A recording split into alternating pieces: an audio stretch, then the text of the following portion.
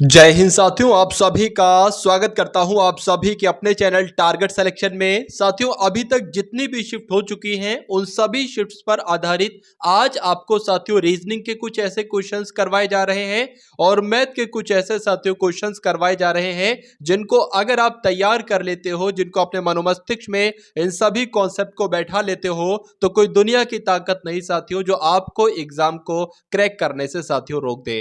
क्योंकि पूरी रीजनिंग के साथियों टॉप लेवल के एकदम क्वेश्चंस लिए हैं और मैथ के भी एकदम जो टॉप कॉन्सेप्ट आपके बनते हैं वो साथियों यहां पर लिए गए हैं।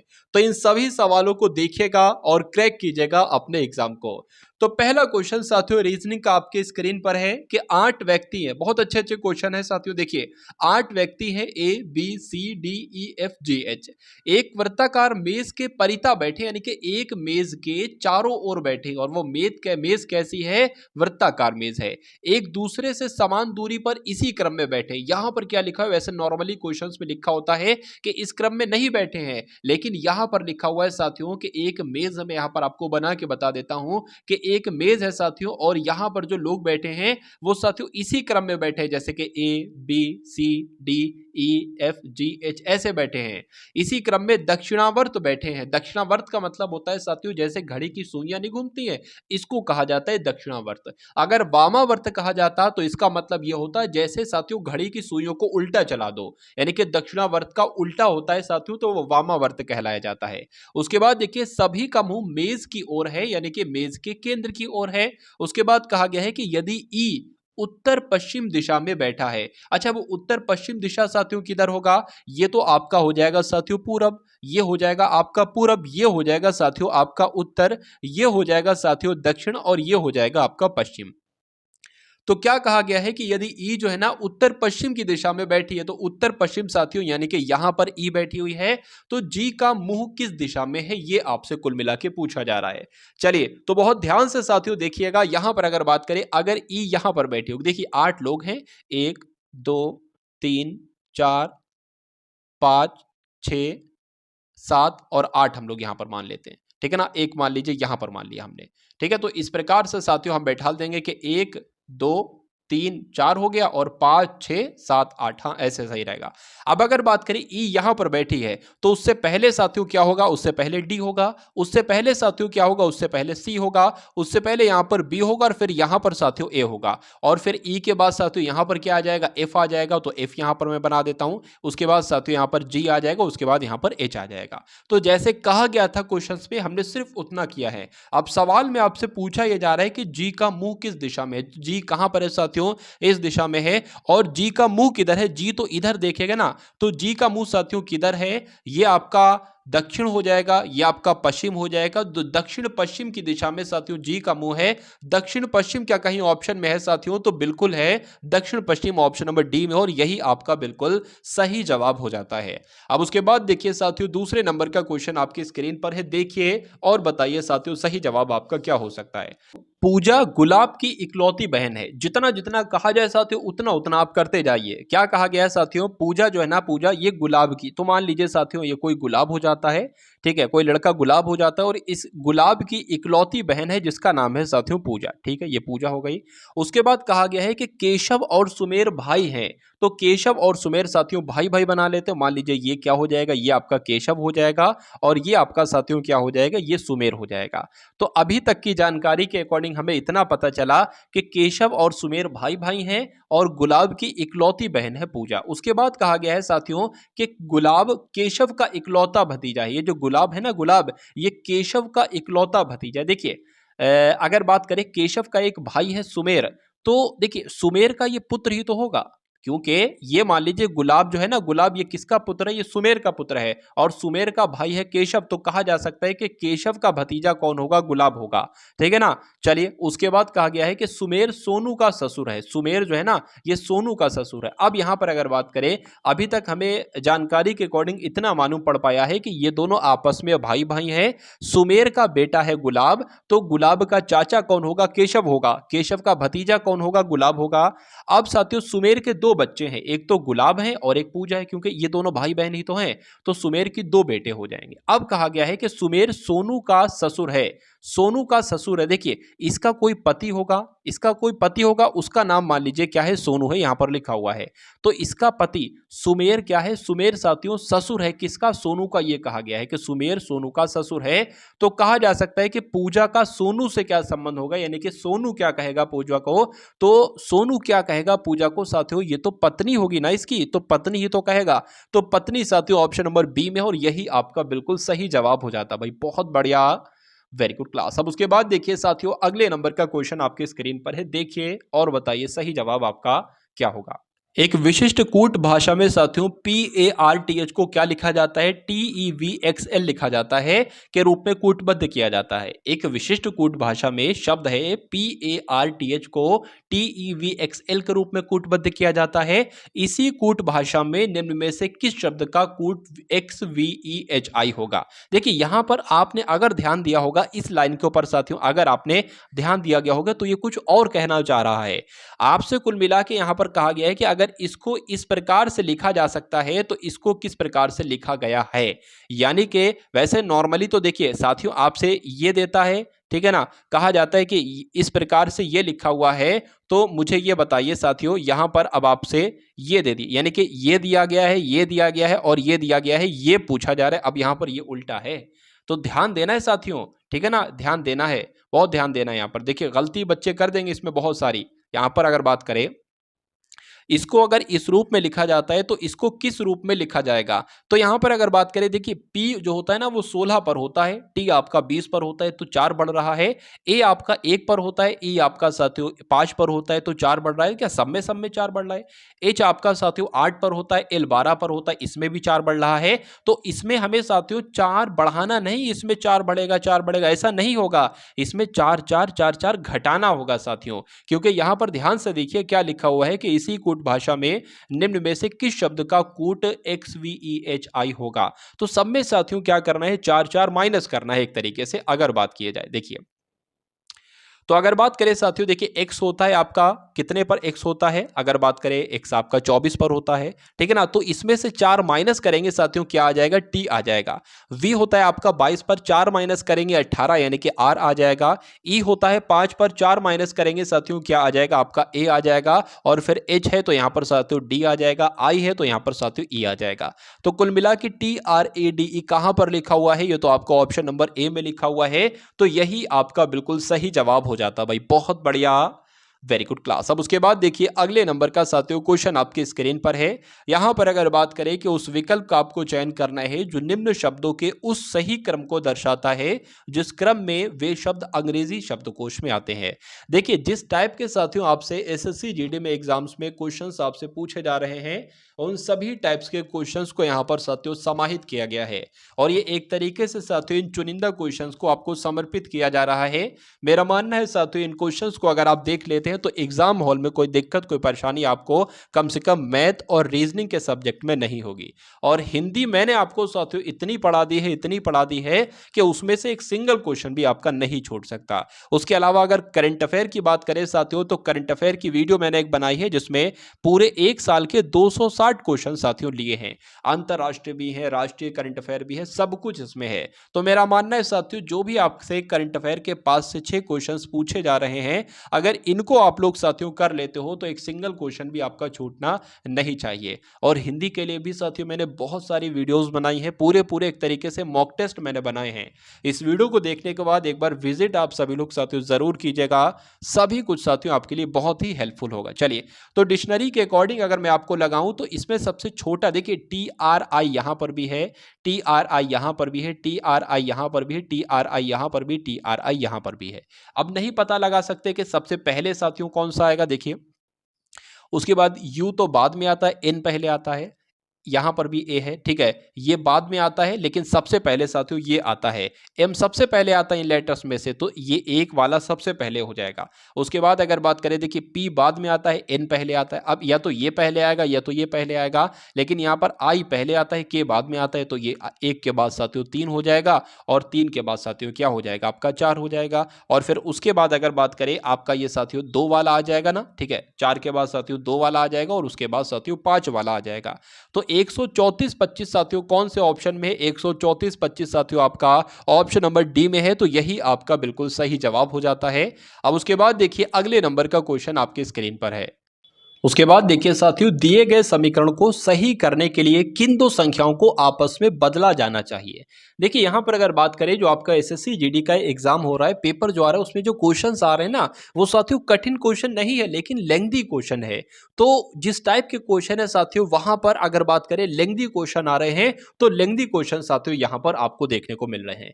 ठीक है, लेंथी क्वेश्चन अगर आप कर लेते हैं तो ये समझ लीजिए एसएससी जीडी का एग्जाम आपका बहुत आसानी से पास हो जाएगा। अब इस सवाल की अगर बात करें, आपसे ये कहा जा रहा है कि देखिए दो नंबर को आपस में बदलना है। जैसे कि अगर 12 की बात करें, 12 5 लें, इस वाले ऑप्शन को लें, तो 12 की जगह पर 5 लिखना है और 5 की जगह पर 12 लिखना है और उसको कैलकुलेट करना है। अगर 274 आंसर आ जाता है तो ये सही होगा। अगर नहीं मामला बना तो साथियों 37 की जगह 38 करेंगे और 38 की जगह 37 लिखेंगे, कैलकुलेशन करेंगे। अगर 274 आंसर आ जाता है तो आपका ये वाला ऑप्शन सही हो जाएगा।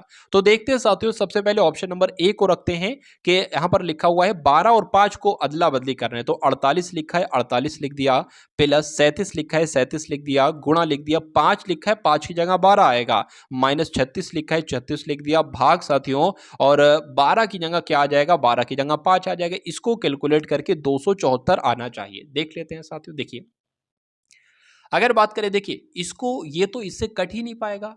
5 से 36 कहां कट पाएगा साथियों? फिर मामला हिसाब किताब गड़बड़ा जाएगा, तो ये नहीं लग रहा है मुझे। अब साथियों अगर बात करें 37 की जगह 48 और 48 की जगह 37 आपको लिखना है। 38 लिखा है सबसे पहले तो 37 लिख दीजिए, प्लस फिर 37 लिखा है तो 48 लिख दीजिए, गुणा 5 लिख देंगे, 36 की बात करें तो 36 लिख दिया जाएगा साथियों और 12 लिख दिया जाएगा। अब यहां पर इसको कैलकुलेट करके 274 अगर आ गया तो यही जवाब हो जाएगा।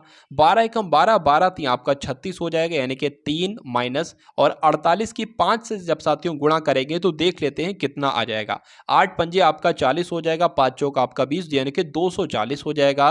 यानी कि 240 माइनस 3 है और इधर क्या है साथियों? 37 यहां पर है। चलिए कोई दिक्कत नहीं है। तो 240 की अगर बात करें साथियों, 277, 200 कितना हो जाएगा? 270 और आपका साथ 277 हो जाना चाहिए। और इसमें से साथियों जब 3 माइनस करेंगे तो कितना बचेगा? 274 ही बचेगा। तो जो यहां पर था साथियों वही यहां पर आ गया। तो कुल मिला के कहा जाएगा ऑप्शन आपका जो करेक्ट बैठेगा वो ऑप्शन नंबर बी वाला बैठेगा। और जिनका भी आंसर यहां पर बी है तो बिल्कुल करेक्ट भाई, बहुत बढ़िया, वेरी गुड क्लास। देखिए एग्जाम में असल में ऐसा होता है कि जब बच्चा देखता है कि तो बहुत लंबा चौड़ा क्वेश्चन है, तो वो उस क्वेश्चन को देखकर वहीं डर जाता है, वहीं घबरा जाता है, और फिर वो क्वेश्चन साथियों भले आसान हो बहुत, सिर्फ उसकी लैंग्वेज को थोड़ा सा लंबा चौड़ा किया गया हो, एक एक बात को 2 बार लिखा हो, तो कुल मिला के वो जब घबरा जाता है ना, तो वो क्वेश्चन ये समझ लीजिए उसको आता भी होगा तो वो नहीं कर पाएगा। तो पहला पॉइंट आपको ये ध्यान रखना है कि कभी भी लंबे क्वेश्चन को देखकर घबराना नहीं है, उसको बहुत आराम से पढ़ना है। और अगर पढ़ते पढ़ते आपको ऐसा लगे कि हाँ ये क्वेश्चन तो मैं कर लूंगा, तो उसको कर जाना है। अगर आपको लगे कि ये मुझसे क्वेश्चन नहीं होगा, इसकी लैंग्वेज ही मुझे समझ में नहीं आ रही है, तो तुरंत उस क्वेश्चन को छोड़कर अगले वाले क्वेश्चन को बढ़ जाना है। ऐसे समय की आपको दिक्कत साथियों महसूस नहीं होगी। चलिए खैर, अब इस क्वेश्चन को देखते हैं और देखते हैं साथियों इस क्वेश्चन को मैं आपके लिए कितना आसान बना पाता हूं। देखिए 6 मित्र हैं, A B C D E F, उत्तर की ओर मुंह करके 2 पंक्तियों में बैठे, यानी कि साथियों 2 पंक्तियां हैं, ये इस टाइप से 2 पंक्तियां हैं और इस 2 पंक्तियों में बैठे हैं, और इन 6 का मुंह साथियों किधर है? उत्तर की तरफ है। उसके बाद कहा गया कि प्रत्येक पंक्ति में 3 व्यक्ति बैठे हैं, तो इस पंक्ति में भी साथियों 3 व्यक्ति बैठे होंगे और इस पंक्ति में भी साथियों कितने व्यक्ति बैठे होंगे? 3 ही व्यक्ति बैठे होंगे। कहा गया है कि एफ बीच में बैठा है, तो एफ साथियों बीच में बैठा है, एफ तो यहां पर होगा या साथियों यहां पर होगा। चलिए एफ बीच में बैठ जाता। उसके बाद कहा गया है कि सी जो है ना, सी ये बी के ठीक पीछे बैठा है, तो सी जो है, सी साथियों ठीक बी के पीछे बैठा है, ये कहा गया है। तो बी साथियों मान लेते यहां पर अगर होगा, तो सी साथियों कहां पर होगा? सी यहां पर होगा। उसके बाद कहा गया कि ई के दाएं, क्या लिखा गया? ई के दाएं और ठीक बगल में बैठा है, यानी कि ई के बगल में बैठा है डी। तो ई के बगल में साथियों कौन बैठा है? ई के बगल में बैठा है साथियों डी। चलिए ई के बगल में बगल बैठा है, ठीक है। तो ई को हम कहां पर बैठा ले देख लेते हैं। उसके बाद लिखा है कि बी जो है, बी ये एफ के बाईं और ठीक बगल में बैठा है। एफ का बायां किधर मान लेते हैं साथियों? एफ का ऊपर ये है, ठीक है ना। एफ के बाईं, तो एफ का बायां तो साथियों ये होगा।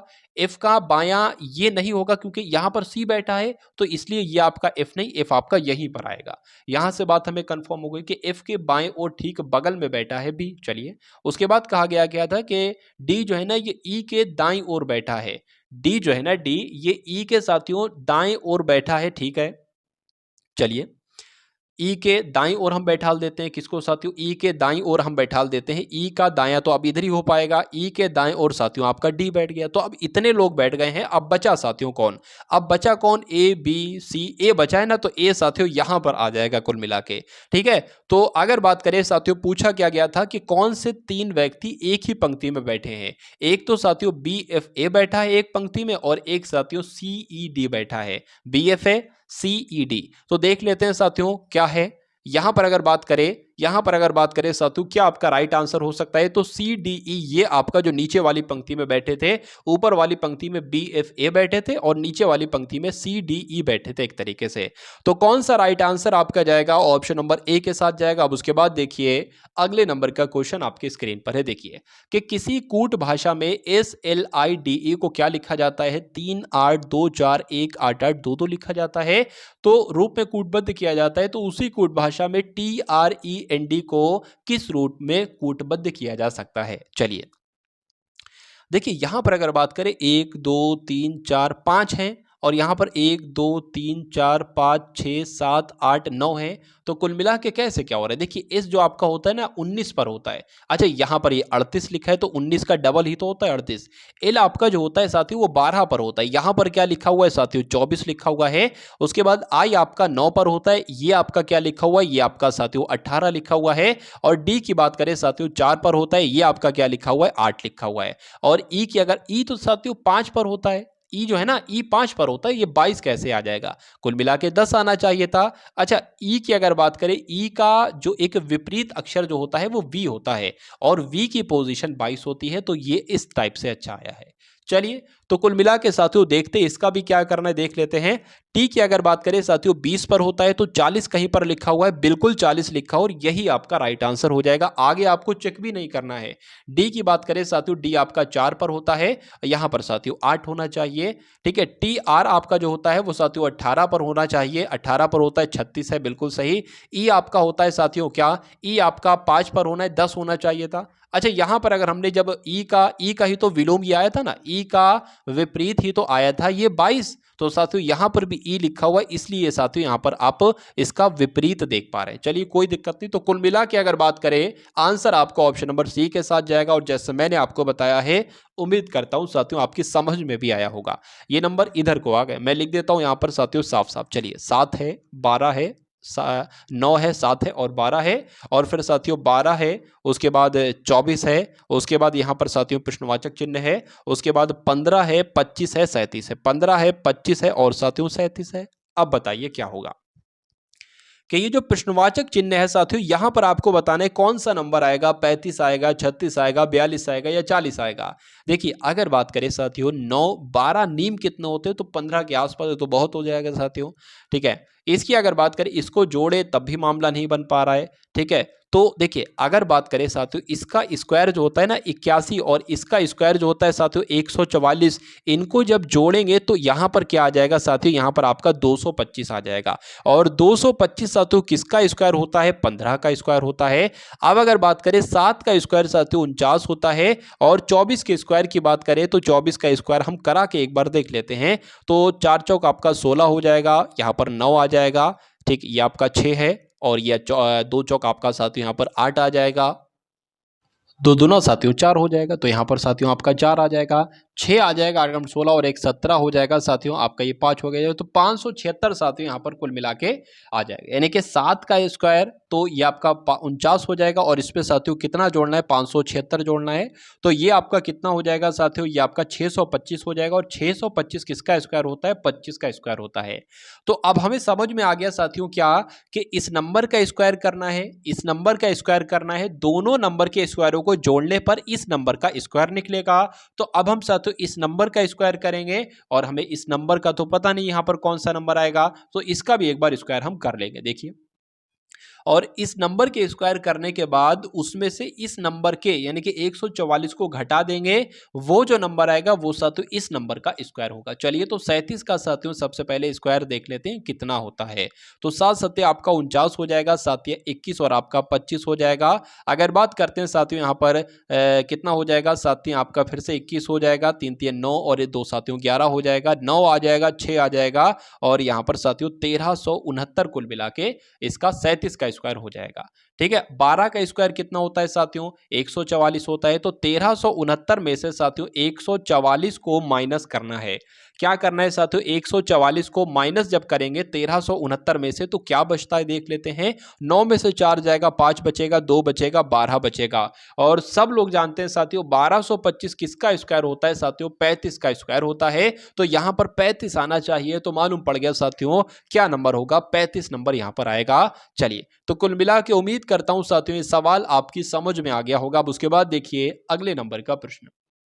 यहां पर अगर साथियों बात करते हैं कि एक निश्चित कूट भाषा में SLEEPER को क्या लिखा जाता है, UKGDRDT लिखा जाता है। तो उसी कूट भाषा में साथियों के BEGUMPET को क्या लिखा जाएगा।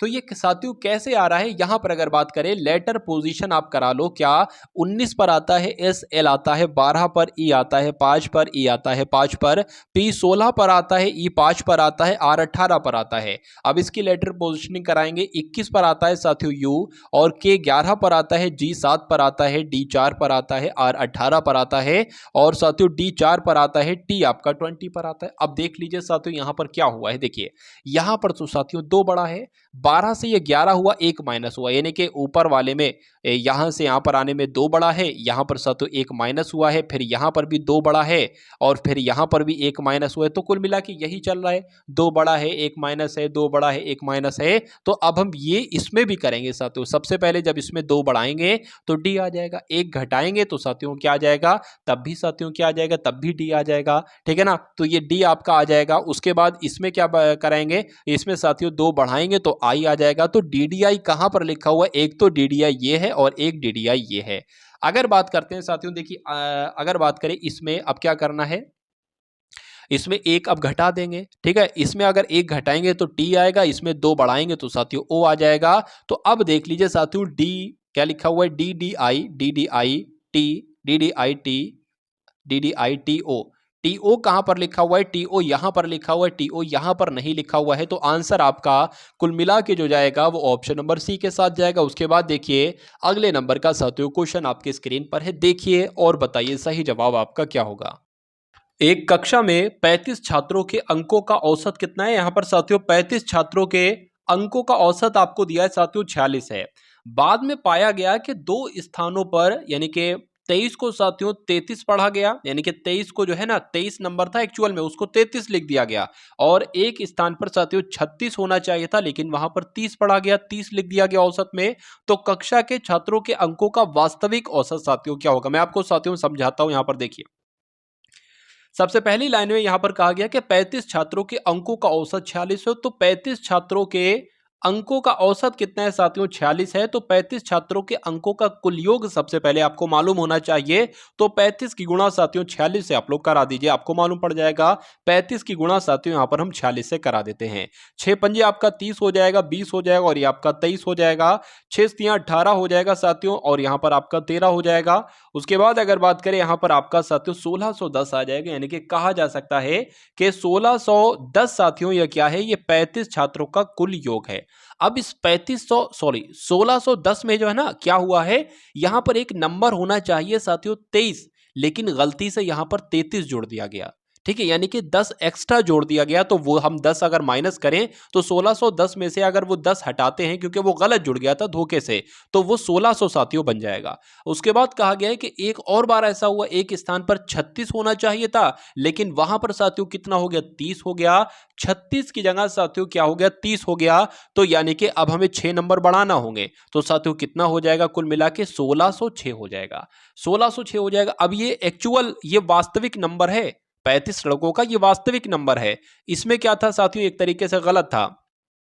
तो वास्तविक औसत पूछा है साथियों, वास्तविक नंबर ये है लड़कों का 35 लड़के हैं, तो इसको इससे भाग दे दो साथियों, आपको वास्तविक औसत मालूम पड़ जाएगा। तो देख लेते हैं साथियों इसको। अगर बात करें साथियों किससे कट करें, एक बार 7 से देखते हैं कट होता है, ये 7 दूना आपका 14 हो जाएगा, ठीक है ना। चलिए 7 पंजे आपका कितना हो जाएगा, 35 हो जाएगा, 7 दूना आपका 14 हो जाएगा, 2 बचेगा 20 हो जाएगा, 7 दूना फिर 14 हो जाएगा, ठीक है ना। अब यहां पर साथियों कितना बचेगा, अब यहां पर बचेगा आपका 66। तो अगर बात करते हैं साथियों 7 सत्ते 49, 7 अट्ठे 56, 7 नीम आपका कितना हो जाएगा, 63 हो जाएगा, 3 बचेगा, पॉइंट लगेगा यहां पर 0 बढ़ जाएगा, 7 चौक आपका कितना हो जाएगा साथियों 28 हो जाएगा, ठीक है। और फिर पॉइंट लगाए, 2 में 0 बढ़ेगा तो उसको मिला के साथियों 7 दूना 14 हो जाएगा, 7 दूना आपका 14 हो जाएगा। अब इसको अगर कट करें साथियों, 5 चौक आपका 20 हो जाएगा, 2 बचेगा 29 हो जाएगा, 5 पंजे आपका साथियों 25 हो जाएगा, पॉइंट लगा देंगे, 4 लगेगा साथियों, इसमें 4 लगा दिया जाएगा, तो कितना हो जाएगा, 5 अट्ठे आपका 40 हो जाएगा, 4 बचेगा, 5 अट्ठे फिर आपका 40 हो जाएगा। तो आप यहां पर ये देखिए 45.88 के आपको साथियों कहीं पर नजर आ रहा है, तो 45.8 नजर आ रहा है, यही आपका बिल्कुल सही जवाब हो जाता भाई। बहुत बढ़िया, वेरी गुड क्लास। अब उसके बाद देखिए अगले नंबर का क्वेश्चन आपकी स्क्रीन पर है कि एक दुकानदार ने जींस के मूल्य को 1250 रुपए से घटाकर 1150 रुपए कर दिया। दुकानदार द्वारा दी गई छूट का प्रतिशत क्या होगा। देखिए यहां पर 1200 रुपए की जींस थी, लेकिन अगर बात करें उसका कोई जानने वाला आया तो उसको 1150 रुपए में वो जींस दे दी, तो कितने रुपए उसने कम किए, एक बार देख लीजिए साथियों, कितने रुपए उसने कम किए। 1250 में से अगर आप 1150 निकालोगे तो जाहिर सी बात है साथियों कितने निकलेंगे, 100 रुपए निकलेंगे, तो 100 रुपए की उसने छूट दी। तो अभी आपसे पूछा जा रहा है कि इस छूट को यानी कि 100 रुपए को प्रतिशत में बदलो, तो किसी भी नंबर को प्रतिशत में बदलने के लिए उसको 100 से साथियों गुणा कराई जाती है। किससे गुणा कराई जाती है, उसकी 100 से गुणा कराई जाती है, और नीचे एक तरीके से क्या आ जाएगा साथियों 1250 एक तरीके से आपका यहां पर आ जाएगा। चलिए पहला वाला आपका मूल आ गया 1250। अब इसको कट करा लीजिए, 0 से ये 0 आपका कट जाएगा, 5 दूना आपका 10 हो जाएगा, नीचे आपका 25 आ जाएगा, 25 से कम 25, 25 चौका आपका 100 हो जाएगा, और 4 दूना आपका साथियों कितना हो जाएगा, 8 हो जाएगा, जो कि कौन से ऑप्शन में है साथियों, तो कहा जा सकता है उस दुकान वाले ने साथियों 8% की छूट दी। आंसर आपका अगर है ऑप्शन नंबर सी तो बिल्कुल करेक्ट है। यदि के का 200% माइनस 50 का के प्लस 2% बराबर के है, तो के का मान आपसे साथियों यहां पर पूछा जा रहा है, के का मान यहां पर आपसे पूछा जा रहा है। देखिए जैसा सवाल कह रहा है वैसे वैसे करते जाइए।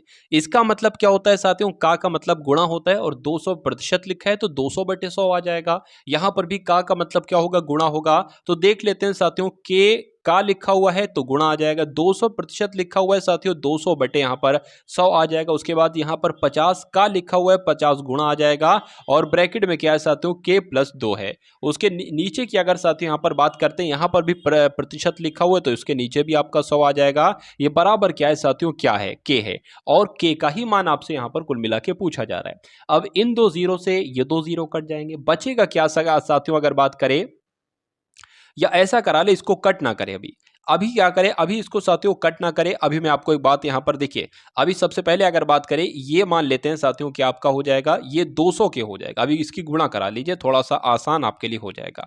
200 के बटे 100 आ जाएगा, माइनस की अगर बात करें इस 50 की गुणा 50 के से हो जाएगी तो 50 के हो जाएगा, और साथियों 50 की गुणा 2 से हो जाएगी तो 100 हो जाएगा, और नीचे आपका क्या हो जाएगा 100 आ जाएगा, और बराबर तो साथियों के है, यानी कि इसको कैलकुलेट करना है तो के का मान आपको ऑटोमेटिक मालूम आपको पड़ जाएगा।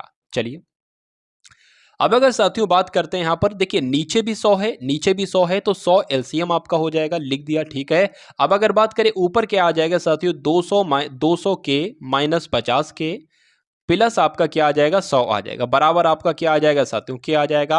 अब अगर यहां पर बात करते हैं साथियों 200 के में से 50 के जाएगा तो 150 के बचेगा, कितना बचेगा साथियों 150 के बचेगा, प्लस आपका 100 हो जाएगा, और ये 100 की गुणा साथियों इस के में होगी तो यहां पर क्या आ जाएगा 100 के आ जाएगा, ठीक है। अब अगर बात करें ये बराबर के उधर है 100 के, इधर आएगा तो वो साथियों 150 के में से घटेगा, तो जब 150 के माइनस 100 के होगा तो कितना बचेगा 50 के बचेगा, और 50 के बराबर साथियों क्या होगा 100 होगा और के बराबर साथियों क्या होगा 100/50 होगा। तो कहा जा सकता है साथियों कि 50 एकम 50, 50 दूना 100 यानी कि के बराबर क्या आ जाएगा, के बराबर साथियों 2 आ जाएगा। और पूछा भी गया था कि के का मान क्या होगा, तो के का मान साथियों 2 होगा। क्या 2 कहीं ऑप्शन में है साथियों, तो बिल्कुल है, ऑप्शन नंबर सी में है, तो यही आपका बिल्कुल सही जवाब हो जाता है। अब उसके बाद देखिए साथियों अगले नंबर का क्वेश्चन आपके स्क्रीन पर है, देखिए और बताइए सही जवाब आपका क्या होगा। कि 6 वर्ष पहले की बात है, 6 वर्ष पहले ए और बी की आयु का अनुपात कितना था, 17:13 था। और उनकी वर्तमान आयु का अनुपात कितना है, अभी 5:4 है। अब से 4 वर्ष बाद अगर उनकी आयु का अनुपात क्या होगा, आपसे पूछा जा रहा है। देखिए उनकी ए और बी दो लोग हैं, इनकी 6 वर्ष की पहले की आयु का योग कितना है, 17:13 है, ठीक है ना। और वर्तमान आयु, वर्तमान का भी अच्छा दे रखा है। देखिए अगर हम इस वर्तमान, जो वर्तमान है, मान लीजिए वर्तमान में अगर 5x है तो b की आयु क्या है, 4x है। ये वर्तमान आयु है। अगर हम इसमें से साथियों देखिए ये 6 वर्ष पहले की बात चल, ये जो है ना ये 6 वर्ष पहले का अनुपात है। तो अगर हम इसमें से 6 और इसमें से 6 माइनस कर देते हैं तो हमारे पास यही अनुपात तो आ जाएगा कि 17:13। ध्यान से देखिए इसमें कहा गया है कि 6 वर्ष पहले जो उन दोनों का अनुपात है वो इतना है, तो और ये वर्तमान का अनुपात है, तो वर्तमान में से 6 माइनस कर देंगे तो वही तो अनुपात आ जाएगा, इसमें से भी 6 माइनस कर देंगे तो वही तो अनुपात आ जाएगा। अब बस हमारे सामने ये बन गई, इसको हमें साथियों क्या कर देना होगा, कैलकुलेट कर देना होगा।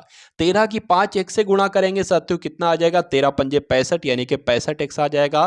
13 की 6 से साथियों गुणा करेंगे कितना आ जाएगा, 78 आ जाएगा। और अगर 17 की 4 से करेंगे तो 17 चौक साथियों कितना हो जाएगा, 68 हो जाएगा, 68x हो जाएगा। और 17 छंग कितना हो जाएगा साथियों, 102 हो जाएगा।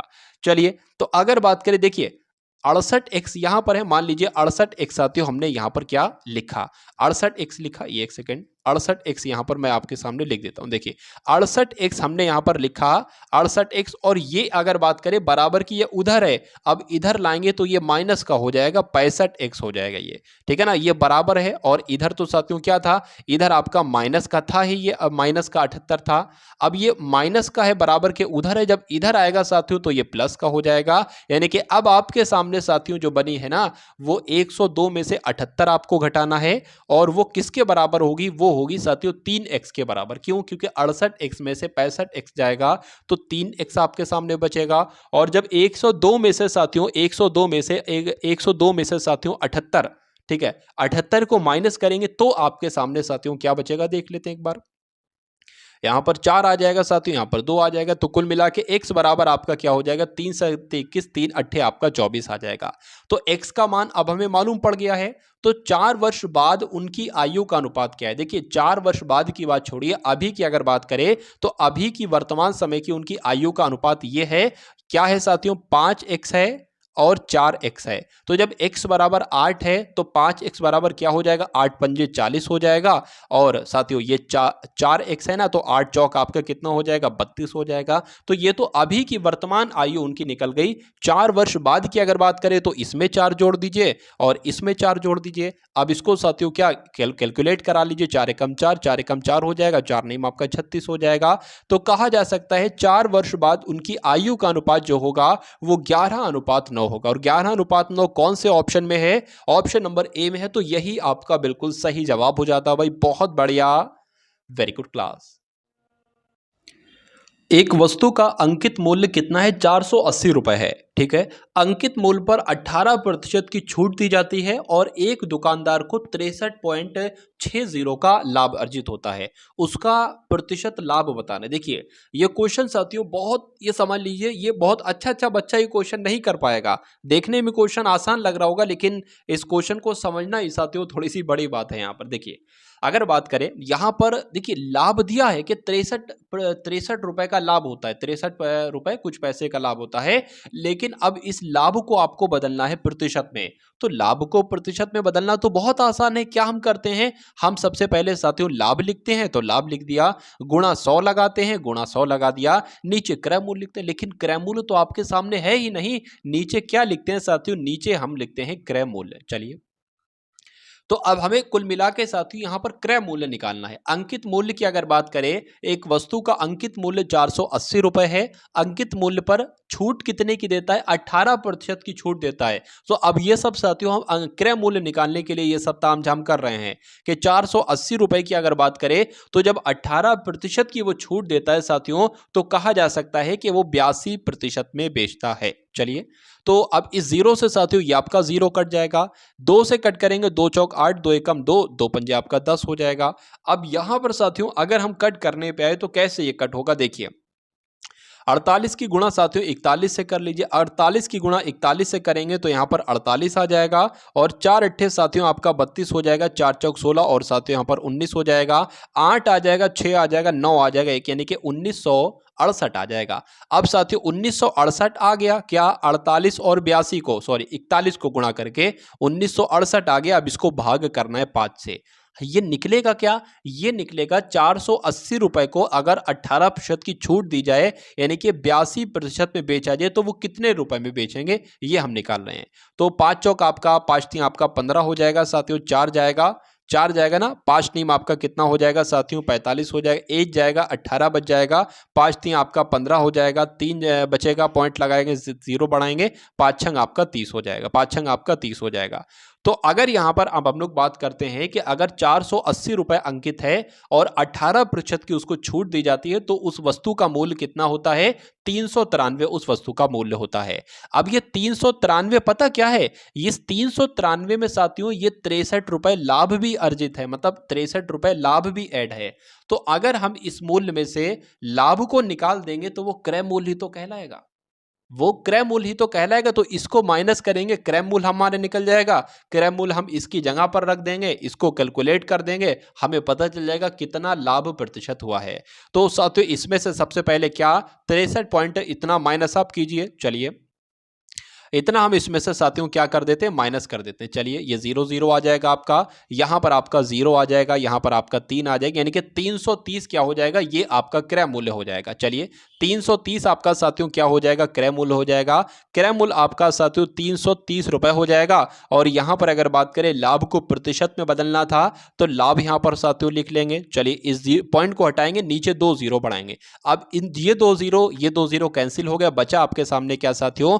बचा आपके सामने सिर्फ और सिर्फ इतना। चलिए, और इस जीरो से क्या करेंगे? इस जीरो को भी कैंसिल कर देंगे। 3 एकम 3, 3 एकम 3 हो जाएगा, ऊपर साथियों 3 दूना 6, 3 एकम 3, 3 दूना 6 आ जाएगा। तो अब अगर बात करें 11 एकम 11 हो जाएगा, ठीक है ना? अच्छा, कटेगा नहीं, ऐसा करा लेते हैं कि इस टाइप से निकाला गया ना आंसर, तो इसी टाइप से निकाल लेते हैं। 11 दूना 22 हो नहीं पाएगा, 11 एकम 11 हो जाएगा साथियों। कितना बचेगा? 10 बचेगा, 102 हो जाएगा। जब 100 साथियों 2 हो जाएगा तो 11 नीम कितने हो जाएंगे? 11 नीम आपके 99 हो जाएंगे। और अब यहां पर क्या बचेगा साथियों? यहां पर आपका 3 बचेगा। तो 11 सही 3/11 कहां पर लिखा हुआ है? कौन से ऑप्शन में लिखा हुआ है? 11 सही 3/11% की अगर बात करें तो लाभ होता है साथियों। चलिए, तो ये तो आपका ऑप्शन नंबर सी में नजर आ रहा है और यही आपका बिल्कुल सही जवाब हो जाता है। तो जिनका भी आंसर यहां पर ऑप्शन नंबर सी है तो बिल्कुल करेक्ट भाई, बहुत बढ़िया, वेरी गुड क्लास। उसके बाद देखिए साथियों कि 25 माइनस 4 ऑफ का मतलब साथियों का होता है, गुणा होता है मतलब। और उसके बाद 14.4 की भाग करना है 9 से, प्लस है 16.16 गुणा 0.4 है। इसका आपको मान याद करना है, इसको कैलकुलेट आपको करना है। देखिए, अगर बात करें जो ब्रैकेट में होता है ना, उसको साथियों सबसे पहले सॉल्व किया जाता है। तो इसकी जगह पर क्या आएगा? ये भाग में हो जाएगा, यानी कि 9 एकम 9, 9 एकम 9 हो जाएगा, पॉइंट लग जाएगा और यहां पर साथियों 5 आ जाएगा, क्योंकि 5 यहां से निकलेगा। तो 9 पंजे 45, 9 छंग आपका 54 आ जाएगा, यानी कि इस पूरे की जगह साथियों 1.6 आपका आ जाएगा। प्लस अगर इसकी बात करें 16 चौक आपका 64 होता है, ठीक है 64 होता है। एक नंबर के बाद पॉइंट लगा है तो एक नंबर के बाद पॉइंट यहां पर लगा देंगे। अब इसको बात करेंगे, ये आपका यहां पर साथियों क्या आ जाएगा? यहां पर अगर बात करें साथियों गुणा आ जाएगा और यहां पर साथियों क्या बात करें 25 आ जाएगा। तो अगर बात करें 25 लिखा माइनस साथियों 16 चौक यहां पर भी 64 आ जाएगा। एक नंबर के बाद पॉइंट लगा, एक नंबर के बाद पॉइंट लगा लेंगे, प्लस आपका 6.4 हो जाएगा। तो अब आपके सामने क्या है? 25 माइनस 6.4 प्लस 6.4। अब आप ध्यान से देखिए, एक तो माइनस का 6.4 है, एक प्लस का 6.4 है, तो कट जाता है। बचेगा क्या साथियों? सिर्फ और सिर्फ 25 बचेगा। और 25 कौन से ऑप्शन में है? तो ऑप्शन नंबर ए में है और यही आपका बिल्कुल सही जवाब हो जाता है भाई, बहुत बढ़िया, वेरी गुड क्लास। साथियों जब भी आपका एग्जाम है, 2 दिन में, 3 दिन में, 4 दिन में, जब भी आपकी साथियों शिफ्ट की परीक्षा आपकी है, मेरा मानना है साथियों ये क्लास मैं आपको दे रहा हूं रोजाना। अगर आपने अपने एग्जाम तक साथियों इन सभी क्लासेस को कवर कर लिया, जितने टॉप लेवल के क्वेश्चंस मैं आपको दे रहा हूं, जिस मेथड से मैं आपको समझाने की कोशिश कर रहा हूं, अगर उस मेथड को आप समझ गए और ले गए साथियों, जो भी क्लास में आपको दिखा रहा हूं, जो भी आपके लिए साथियों क्वेश्चंस ला रहा हूं, बना रहा हूं, आपके लिए मेहनत कर रहा हूं थोड़ी बहुत, तो उसको आप अगर साथियों इन क्लासेस पर अगर आप खरे उतर जाते, इनको देखने में खरे उतर जाते हैं, तो मुझे नहीं लगता साथियों कि आपका मैथ में, आपका रीजनिंग में कोई सिंगल क्वेश्चन भी गलत हो। हाँ, बाकी अगर एग्जामिनर बहुत साथियों खतरनाक एग्जामिनर हुआ, उसने ऐसे सवाल डाल दिए, तो एक आध क्वेश्चन साथियों नहीं कह सकता मैं, लेकिन मैक्सिमम क्वेश्चन साथियों इन्हीं क्लासेस से आप लोग देखेंगे। चलिए अब उसके बाद देखेंगे साथियों, अगले नंबर का क्वेश्चन आपकी स्क्रीन पर है कि किसी कार्य को पूरा करने में बी की गति ए की गति से 3 गुनी है। यानी कि 2 लोग हैं, अभी हमें इतना पता चला है, ए है और बी है। कहा जा रहा है कि बी की गति जो है ना, बी की गति साथियों ए की गति से 3 गुनी है। तो अगर ये 3 काम करता है साथियों, तो ये 1 काम करता है। अब अगर बात करें, ये क्षमता दे रखी है, और क्षमता की अगर बात करें और समय की अगर बात करें, तो ये अपोजिट होता है। मैं आपको समझा देता हूं, देखिए कैसे। अगर ए एक दिन में 1 काम कर रहा है और बी एक दिन में 3 काम कर रहा है, तो कहा जा सकता है कि ए को एक, अगर बात करें समय का अनुपात जो निकलेगा ना, वो इसका उल्टा हो जाएगा। 1:3 है ना, तो 3:1 हो जाएगा। तो कहा जा सकता है कि जो काम ए 3 दिन में कर पाएगा, वो काम बी 1 दिन में कर पाएगा। ये समय का अनुपात है। अच्छा, अब उसके बाद पढ़िए साथियों, यदि बी कार्य को 28 दिनों में पूरा करता है, यहां पर कहा जा रहा है कि बी जो है ना, बी किसी कार्य को 28 दिनों में पूरा करता है, तो एक साथ काम करने पर उन्हें उस कार्य को पूरा करने में कितने दिन लगेंगे। सबसे बड़ा सवाल यह है कि साथियों देखिए, बी एक काम को 28 दिन में कर रहा है, यानी कि 1 की वैल्यू 28 है, तो 3 की वैल्यू साथियों क्या होगी, तो कर लेते हैं साथियों। यहां पर 28 की 3 से गुणा कर ले, 8 कमाड़ 16 8 24 हो जाएगा, 3 दूना 6 साथियों, और यहां पर 8 हो, तो 84 साथियों यहां पर आ जाएगा। यानी कि आप खुद देखिए साथियों, यहां पर कहा जा रहा है, फिर से मैं आपको समझा देता हूं कि ए अगर एक समय में 1 काम कर रहा है, तो बी उतने समय में 3 काम कर रहा है। अब समय इसका अपोजिट होता है, 1:3 है, तो 3:1 हो जाएगा। यानी कि ए अगर एक समय में अगर ए किसी काम को साथियों 3 घंटे ले रहा है करने में, तो बी उसी काम को 1 घंटे में निपटा देगा। अब कहा जा रहा है कि साथियों, अगर बी जो है ना, बी कार्य को 28 दिनों में पूरा करता है, तो मतलब एक्स की वैल्यू 28 है, तो 3x की वैल्यू 84 हो जाएगी। तो अब हमें इतना मालूम पड़ा साथियों, क्या मालूम पड़ा कि एक समय में हमें इतना मालूम पड़ा कि ए जो है ना, किसी कार्य को 84 दिन में करता है और बी साथियों 28 दिन में करता है। तो वो दोनों अगर मिलकर काम करें साथियों, वो कितने दिन में उस काम को समाप्त कर लेंगे। तो इसको आप इस टाइप से भी लिख सकते हैं, क्या है, 84 और 28 है ना, तो 84 और 28 की गुणा करा दो। क्या, 84 और 28 की गुणा करा दो, और 84 और 28 को नीचे जोड़ दो। इतना करोगे, कैलकुलेट करोगे, आंसर आपका आपके सामने आ जाएगा।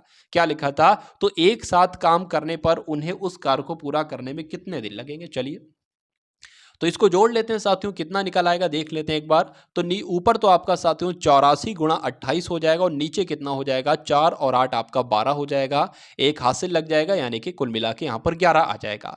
ठीक है ना। अब अगर साथियों बात करते हैं, इसको 2 से कट करें, 2 पंजे 10 आपका हो जाएगा, 2 छंग आपका 12 हो जाएगा। यहाँ पर आपका 2 चौक 8, 2 दूना 4 हो जाएगा।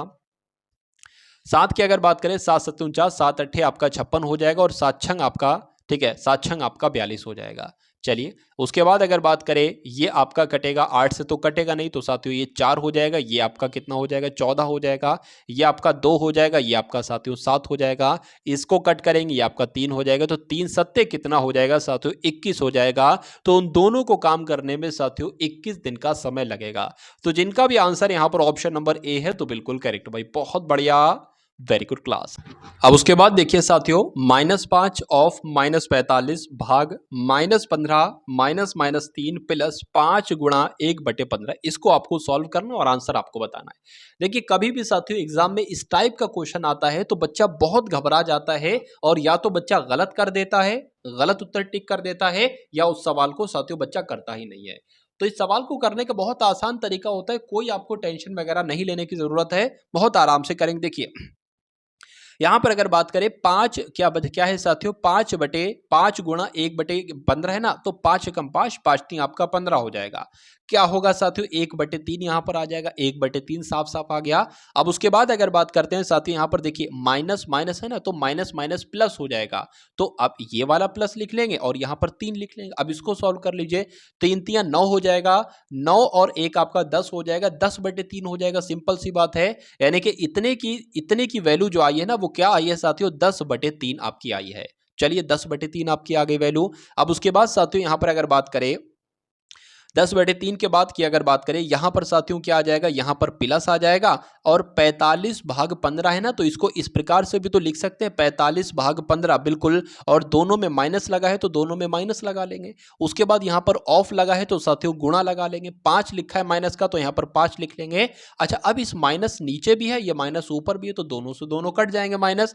इसकी अगर बात करें 5 एकम 5, 5 3 आपका 15, ये भी कट जाएगा। और अगर बात करते अब आपके पास जो है ना साथियों क्या है, माइनस का 45/3, ठीक है। अगर बात करते हैं प्लस और साथियों ये 10/3 है, ये कट रहा है साथियों, बिल्कुल कट रहा है। 3 एकम 3, 3 एकम 3, 3 पंजे 15 हो जाएगा। तो माइनस का 15 साथियों आ रहा है और प्लस का 10/3 यहां पर आ रहा है। अब इसको साथियों कैलकुलेट करना है और आंसर निकालना है। तो 15 तियां कितने हो जाएंगे, 45 हो जाएंगे। -45 प्लस 10 हो जाएंगे, बटे में क्या आ जाएगा साथियों, 3 आ जाएगा। माइनस का ऊपर कितना आ जाएगा, 35 आ जाएगा और नीचे कितना आ जाएगा साथियों, 3 आ जाएगा। तो क्या ऐसा आंसर आपका आ रहा है या पॉइंट में आ रहा है? पॉइंट में भी नहीं आ रहा है साथियों, तो इसको इस प्रकार से बदल लेंगे। 35 है ना, तो 3 धाम तो साथियों कितने होते हैं, 3 धाम आपके साथियों 30 होते हैं। लेकिन यहां पर ये 30 से भी बढ़ती मामला है, तो 3 के अगर 11 से गुणा करेंगे तो 33 हो जाएगा। अब बाकी बचेगा क्या, 2 बचेगा, तो वो 2 यहां से निकाल 2 यहां लिख देंगे। अब ये पूरा जो था ना वो माइनस का था, तो ये आपका आंसर आ जाएगा। अब देखिए -11 सही 2/3 कौन से ऑप्शन में लिखा हुआ है, तो वो ऑप्शन नंबर बी में लिखा हुआ है। तो यही आपका बिल्कुल सही जवाब हो जाता है। अब उसके बाद देखिए साथियों, अगले नंबर का क्वेश्चन आपकी स्क्रीन पर आ चुका है। देखिए और बताइए साथियों सही जवाब आपका क्या हो सकता है। देखिए यहां पर अगर बात करें 14 सेंटीमीटर त्रिज्या है, बिल्कुल 14 सेंटीमीटर त्रिज्या वाले एक अर्धगोलाकार, क्या अर्धगोलाकार की बात चल रही है, तो एक अर्धगोलाकार ठोस का पूर्ण पृष्ठीय क्षेत्रफल आपसे पूछा जा रहा है। देखिए सूत्र होता है इसका, अर्धगोलाकार ठोस का संपूर्ण पृष्ठीय क्षेत्रफल का सूत्र क्या होता है साथियों, 3πr² होता है। अब r की वैल्यू भी आपके सामने है, पाई की वैल्यू 22/7 होती है और 3 है, तो कुल मिला के साथियों कर दीजिए 3 गुणा आपका हो जाएगा 22/7। आर कितना है, 14 है, 2 बार 14 लिख देंगे साथियों, तो 7 एकम 7, 7 दूना आपका 14 हो जाएगा। 14 दूना आपका साथियों 28 हो जाएगा। और 22 तियां की बात करें तो साथियों 66 हो जाएगा। इसकी गुणा करा लीजिए, 6 चंग 36, 6 सत्ते 42, 6 अट्टे आपका 48 हो जाएगा। 6 दूना आपका 12 और साथियों 4 आपका 16 हो जाएगा। उसके बाद ये भी यहीं पर आ जाएगा, 8 आ जाएगा साथियों। उसके बाद अगर बात करें 14 आ जाएगा, यहाँ पर 8 आ जाएगा, यानी कि 1 आया। तो 1848 साथियों आपका आंसर जाएगा, जो कि ऑप्शन नंबर ए में लिखा हुआ है। तो जिनका भी आंसर यहां पर 1848 आ रहा है तो बिल्कुल करेक्ट हो जाता है। उसके बाद देखिए अगले नंबर का साथियों क्वेश्चन आपकी स्क्रीन पर है। देखिए और बताइए सही जवाब आपका क्या हो सकता है। देखिए यहां पर अगर बात करें, 2 कारें हैं। एक कार की अगर बात करते हैं तो ये 45 किलोमीटर प्रति घंटा की चाल से चल रही है, और दूसरे कार की बात करते हैं तो 70 किलोमीटर प्रति घंटा की चाल से एक दूसरे की ओर चल रही। अच्छा, एक कार मान लीजिए यहां पर है, दूसरी कार यहां पर है। ये जो एक पहली वाली कार है साथियों, ये 45 किलोमीटर की स्पीड से चल रही है, मतलब 45 किलोमीटर प्रति घंटा की स्पीड से। और ये वाली कार जो है ये इधर जा रही है, और ये वाली कार साथियों इधर जा रही है। ये 70 किलोमीटर प्रति घंटा की रफ्तार से चल रही है और एक दूसरे की ओर चल रही है बहुत तेजी के साथ।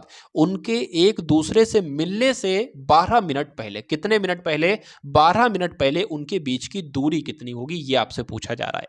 तो अगर ये एग्जाम में साथियों सवाल आ जाता है तो मुझे ऐसा लगता है कि अच्छा बच्चा इसको नहीं कर पाएगा। लेकिन आप साथियों टारगेट सिलेक्शन नाम के एक चैनल से पढ़ रहे हो तो आपका ये कठिन सा सवाल बहुत आसान बना देता हूं। दूरी बराबर, दूरी तो एक तरीके से पूछा है, ठीक है। दूरी बराबर क्या होता है साथियों, चाल गुणा समय होता है। क्या होता है, चाल गुणा समय होता है। तो अगर चाल की बात करते हैं साथियों, चाल की एक तो चाल आपकी कितनी है, 45 है, और एक चाल आपकी 70 है। दोनों चार जुड़ जाएंगी। कभी भी आप देखना साथियों, क्या ये इधर से आ रही और ये इधर से आ रही, मतलब दोनों आपस में चालें जुड़ेंगी एक तरीके से।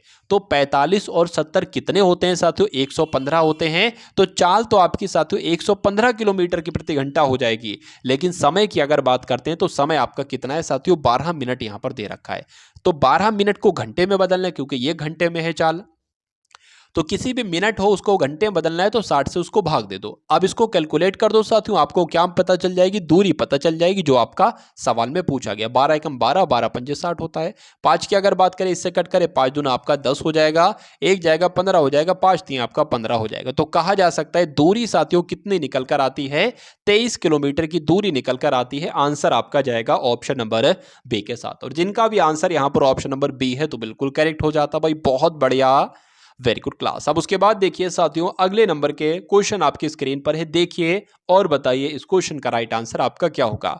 यहां पर अगर बात करें साथियों, 19 संख्याओं का औसत कितना है? 46 है। पहली 5 संख्याओं का औसत 49 है और अगली 6 संख्याओं का औसत 54 है। शेष संख्याओं का औसत आपसे यहां पर साथियों पूछा जा रहा है।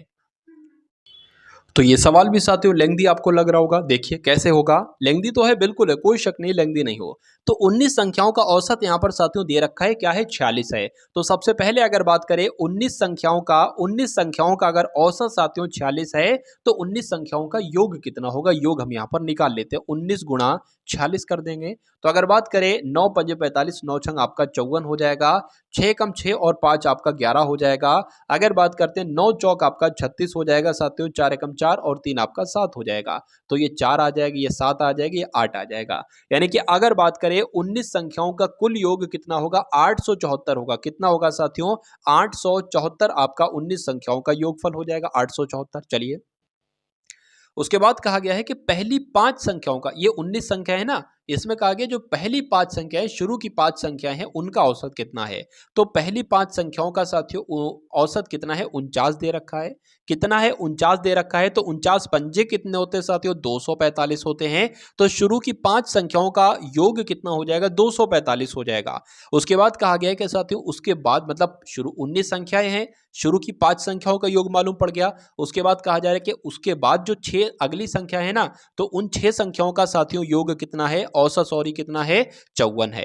ठीक है ना? तो 54 है, तो 54 की जब साथियों 6 से गुणा करेंगे तो कितना आएगा? तो 54 की अगर 6 से गुणा करेंगे साथियों 324 आ जाएगा। चलिए, तो अब हमें शुरू की 11 संख्याओं का कुल योग मालूम पड़ गया है। क्या? शुरू की 11 संख्याओं का कुल योग मालूम पड़ गया है। और उसके बाद कहा जा रहा है कि शेष संख्याओं का, अच्छा शेष संख्याएं कितनी हुई? तो 8 ही तो बची। टोटल 19 संख्याएं थी, 8 का कुल योग निकाल लिया, 6 का कुल योग निकाल लिया, कुल मिला के साथियों 11 संख्याओं का कुल योग निकाल लिया, तो कितनी? 8 संख्याएं तो बची।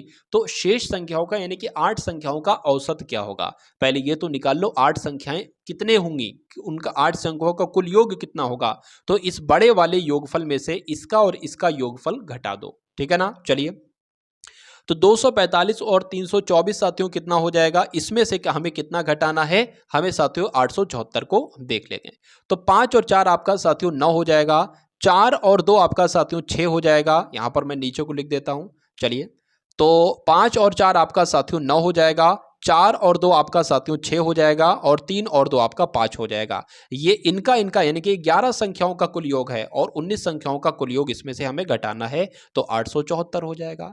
अगर बात करें इसको साथियों, जब हम माइनस करेंगे तो कितना निकल कर आएगा? यानी कि 874 में से 569 माइनस करेंगे तो ये 5 आ जाएगा, ये 0 आ जाएगा, ये 3 आ जाएगा। तो ये 8 संख्याओं का क्या आएगा? ये कुल योग आएगा। तो 8 संख्याओं का औसत यही तो होगा। अब कट कर लीजिए, 8 कम 8 16, 8 3 आपका 24 हो जाएगा। कितना बचेगा? 6 बचेगा, ये 68 हो जाएगा। अट्ठू अट्ठू कितना होता है साथियों? 64 होता है। तो 38 आ रहा है और पॉइंट में कुछ आ रहा है, अट्ठू अट्ठू 64 होता है। 4 जाएगा, पॉइंट लगा, 0 बढ़ जाएगा, 8 पंजे आपका 40 हो जाएगा। तो 8 संख्याओं का यानी कि शेष संख्याओं का औसत कितना लिख लेगा? 38 पॉइंट कितना लिख लेगा साथियों? 1 सेकेंड, 38.5 यहां पर आ रहा है, देख लेते हैं क्या दिक्कत है, 1 सेकेंड। तो कुल मिला के क्या निकला था 305। अच्छा 308 यहाँ पर मैंने लिख दिया, 308 मैंने यहाँ पर लिख दिया, यहाँ पर तो 305 आया ना।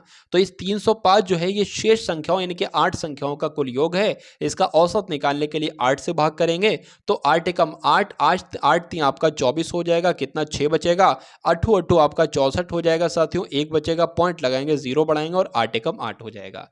तो 38.1 साथियों ये निकलेगा। आंसर आपका जाएगा ऑप्शन नंबर ए के साथ। अब उसके बाद देखिए आज की इस क्लास का अंतिम क्वेश्चन साथियों आपके स्क्रीन पर है, देखिए और बताइए साथियों सही जवाब आपका यहां पर क्या हो सकता है। चलिए साथियों, एक व्यापारी ने 5400 रुपए में एक रूम कूलर खरीदा। 25% की छूट देने के बाद उसे 25% का लाभ प्राप्त होता है। तो रूम कूलर पर अंकित मूल्य साथियों क्या होगा? देखिए क्रय मूल्य कितना है? क्रय मूल्य साथियों 5400 है। क्रय मूल्य कितना है? क्रय मूल्य 5400 है। अगर इस पर 25% का लाभ होता है यानी कि कहा जा सकता है 125/100 आ जाएगा। इसको एक बार कैलकुलेट कीजिए, 2 जीरो से ये 2 जीरो कट जाएगा। 125 की गुणा कराइए साथियों किससे? 54 से। तो क्या आता है साथियों? 4 पंजे आपका 20 आ जाएगा, 4 पंजे 20, 4 दूना 8 और 2 आपका साथियों 10 आ जाएगा, 4 एकम 4 और 1 साथियों 5 आ जाएगा, ठीक है ना। और 5 पंजे आपका कितना हो जाएगा? 25 हो जाएगा, 5 दूना 10 और 2 12 हो जाएगा, 5 एकम 5 और 1 साथियों 6 हो जाएगा। तो यहाँ पर अगर बात करें 0 आ जाएगा, 5 आ जाएगा, 7 आ जाएगा और 6 आ जाएगा। तो साथियों ये आपका 6750 क्या निकलेगा? ये विक्रय मूल्य निकलेगा। अब इस विक्रय मूल्य पर छूट की अगर बात करें तो 6750 गुणा 100 बटे साथियों क्या आ जाएगा? 25% का लाभ यानी कि साथियों कुल मिला के 75 यहां पर साथियों आ जाएगा। चलिए अब इसको अगर कैलकुलेट करें तो 25 तिया 75 और 25 चौक आपके कितने हो जाएंगे? 100 हो जाएंगे। इस 3 की अगर बात करें 3 दूना आपका 6 हो जाएगा, 3 दूना आपका 6 हो जाएगा, 3 पंजे 15 हो जाएगा, 0 लग जाएगा। तो 2250 की गुणा 4 से करा लीजिए, आंसर आपका आपके सामने आ जाएगा। चलिए तो 4 से इसकी गुणा करा लेते हैं, 4 पंजे आपका 20 हो जाएगा, 4 दूना 8 और 2 10 हो जाएगा, 4 दूना 8 और 1 9 हो जाएगा, 0 इसमें लग जाएगा। तो कुल मिला के आपका आंसर जो जाएगा वो ऑप्शन नंबर ए के साथ जाएगा। और जिनका भी आंसर यहाँ पर ऑप्शन नंबर ए है तो बिल्कुल करेक्ट भाई, बहुत बढ़िया, वेरी गुड क्लास। तो ये साथियों पूरे 20 क्वेश्चंस थे आपके एसएससी जीडी एग्जाम के लिए जिस टाइप के आपसे क्वेश्चंस पूछे जा रहे हैं।